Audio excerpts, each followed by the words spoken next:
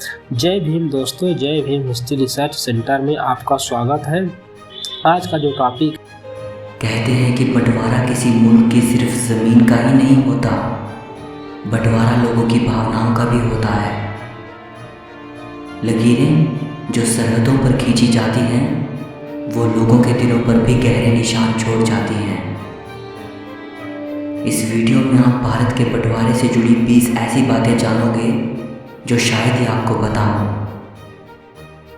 Number 20, Bharat के विभाजन की तारीख घोषित हो जाने के बाद बहुत से मुसलमानों ने ये मांग की कि ताजमहल को तोड़कर पाकिस्तान ले जाया जाना चाहिए और वहाँ फिर से इसे बनाया जाना चाहिए, क्योंकि ताजमहल आखिरकार एक मुसलमान बादशाह ने बनवाया था।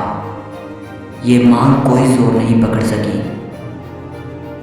नंबर 19, कुछ हिंदू साधु कह रहे थे कि चाहे जो भी हो जाए सिंधु नदी पाकिस्तान के पास नहीं जानी चाहिए, क्योंकि सिंध के बिना हिंद भला कैसे हो सकता है। भारत की संस्कृति सिंधु, गंगा और सरस्वती नदी के किनारे फली फूली है।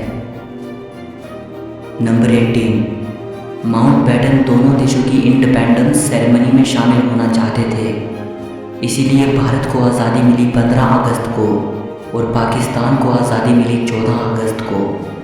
अगर दोनों देश एक ही दिन आज़ाद होते तो माउंटबेटन के लिए दोनों देशों के समारोह में पहुंच पाना मुमकिन नहीं होता, इसीलिए दोनों देश अलग अलग दिन आज़ाद हुए। नंबर 17, पाकिस्तान एक अलग देश बना था। उस वक्त उसके पास अपनी करेंसी नहीं थी। 1948 तक पाकिस्तान ने भारतीय नोटों पर पाकिस्तानी मोहरें लगाकर भारतीय करेंसी का इस्तेमाल किया था। 1948 के बाद पाकिस्तान में पाकिस्तानी रुपीस का इस्तेमाल होना शुरू हो गया था।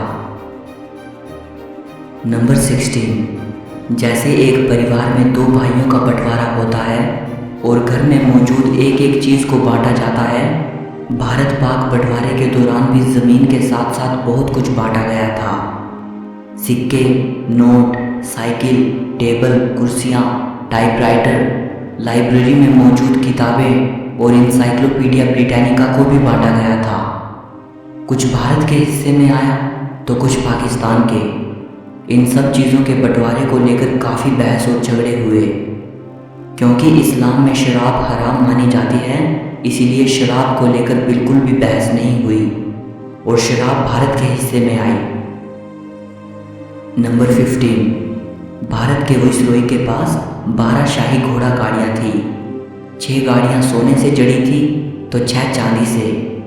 दोनों देश सोने की गाड़ियाँ चाहते थे। इसको लेकर काफ़ी बहस हुई कि किस देश के पास सोने की गाड़ियाँ जाएंगी और किसके पास चांदी की। अंत में ये तय हुआ कि टॉस करके इस बात का फैसला किया जाए कि सोने की गाड़ियाँ किसके पास रहेंगी, और नतीजा भारत के पक्ष में गया। नंबर 14, पाकिस्तान की पहली राजधानी कराची थी। बंटवारे के 20 साल बाद 14 अगस्त 1967 को इस्लामाबाद को पाकिस्तान की राजधानी बनाया गया। नंबर 13, अप्रैल 1948 को प्राइम मिनिस्टर नेहरू ने कुरुक्षेत्र रेफ्यूजी कैंप का दौरा किया था। ये कैंप 1 लाख लोगों के लिए बनाया गया था, लेकिन इसमें 3 गुना लोग रह रहे थे।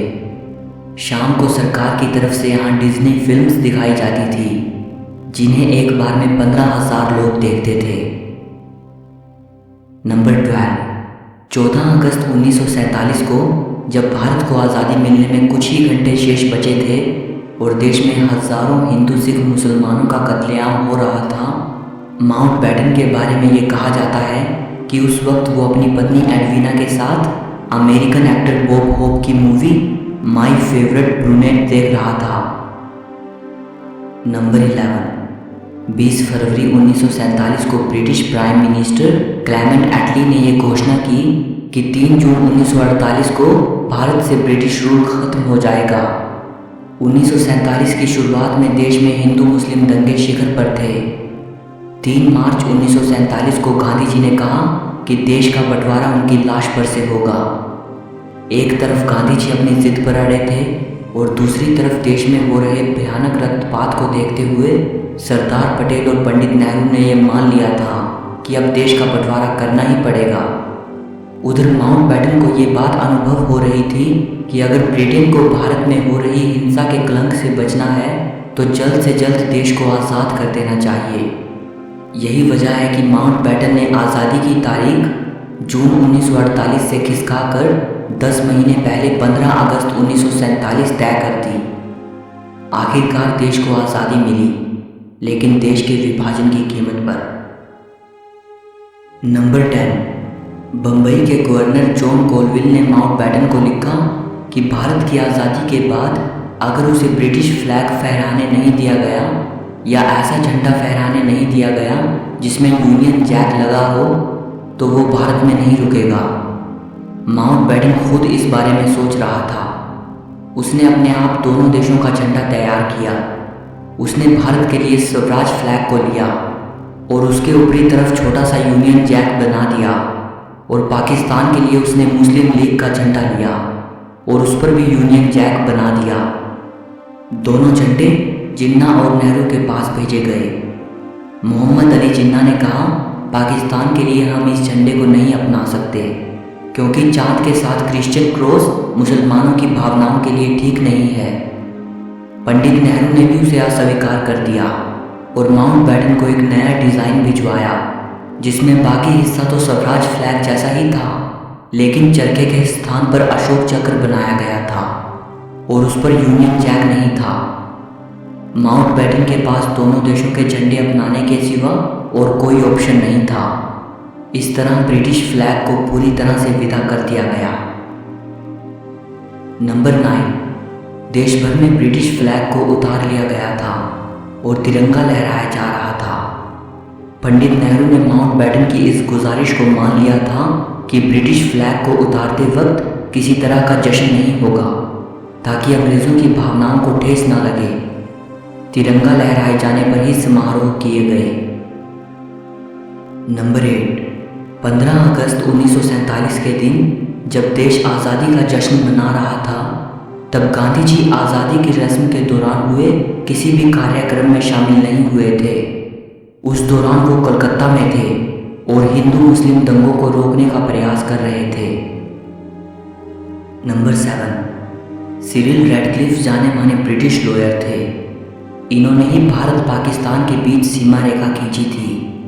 आपको जानकर हैरानी होगी कि रैडक्लिफ को भारत और पाकिस्तान की बाउंड्री लाइन सेट करने के लिए बंटवारे से महज कुछ ही हफ्ते पहले भारत बुलाया गया था। इससे पहले ये कभी भारत नहीं आए और ना ही इसके बाद वे कभी भारत लौटे। जब रैडक्लिफ भारत आए उस वक्त उन्हें भारत की संस्कृति, व्यापार, राजनीतिक स्थिति, लोगों के आपसी रिलेशन, नदियों के बारे में और भारत के गांव की स्थिति वगैरह के बारे में कुछ भी नहीं पता था। यहाँ तक कि उन्हें भारत की जियोग्राफी की भी कंप्लीट इन्फॉर्मेशन नहीं थी। नंबर 6, रैडक्लिफ को इस तरह से भारत और पाकिस्तान के बीच सीमा रेखा तय करनी थी जिससे कि ज़्यादा से ज़्यादा मुस्लिम पाकिस्तान में रह जाएं और ज़्यादा से ज़्यादा हिंदू सिख भारत में रह जाएं। रैडक्लिफ द्वारा खींची गई लकीर ने 50 लाख हिंदू और सिखों को पाकिस्तानी पंजाब में छोड़ दिया और 50 लाख मुसलमानों को भारतीय पंजाब में छोड़ दिया। नंबर 5, रैडक्लिफ के काम से ना तो इंडियन लीडर खुश थे और ना ही पाकिस्तानी लीडर। दोनों ने ही जमकर रैडक्लिफ की आलोचना की। इससे रैडक्लिफ नाराज़ हो गए। रैडक्लिफ को उसके काम के लिए 2000 पाउंड मिलने थे। उसने अपनी नाराज़गी जाहिर करते हुए उन पैसों को लेने से इनकार कर दिया। नंबर 4, 15 अगस्त 1947 को दोनों देश आज़ाद हो गए और देश का बंटवारा हो चुका था, लेकिन माउंटबेटन ने रैडक्लिफ की सीमा रेखा निर्धारित करने वाली रिपोर्ट आज़ादी के 2 दिन बाद 17 अगस्त को पब्लिश की। ये एक बड़ा कारण था कि देश की इतनी बुरी हालत हुई और इतने लोग मारे गए, क्योंकि आखिरी समय तक लोगों को पता ही नहीं था कि पंजाब का कौन सा हिस्सा पाकिस्तान के पास रहेगा और कितना हिंदुस्तान के पास। लोग बेहाल होकर सिर्फ अपनी मंजिल को तलाश रहे थे। नंबर 3, हिस्टोरियन लियोनार्ड मोज़ली लिखते हैं अगर रेडक्लिफ रिपोर्ट आज़ादी से पहले पब्लिश हो जाती और इसकी जानकारी पहले ही पता होती कि कौन सा हिस्सा किस देश में जा रहा है, तो फौज को अच्छे से तैनात किया जा सकता था। लेकिन माउंटबेटन ने रेडक्लिफ रिपोर्ट के बारे में किसी को कुछ नहीं बताया। देश की आज़ादी का दिन तो खुशी खुशी बीत गया, लेकिन लाखों लोगों का सब कुछ तबाह हो गया। नंबर 2, हिस्टोरियन माइकल एडवर्ड्स ने लिखा है कि माउंटबेटन भारत की स्थिति को संभालने में बिल्कुल नाकाम रहा। जितना टाइम उसने दोनों देशों के झंडे तैयार करने जैसे मसलों पर बर्बाद किया, उतना टाइम देश की असली समस्याओं पर नहीं लगाया।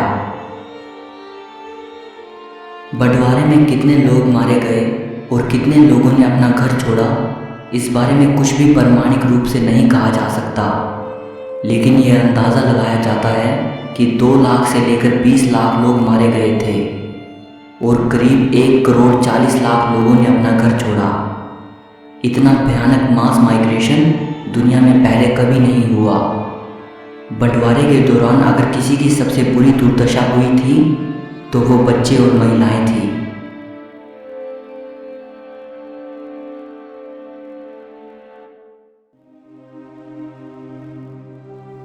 वो महज 15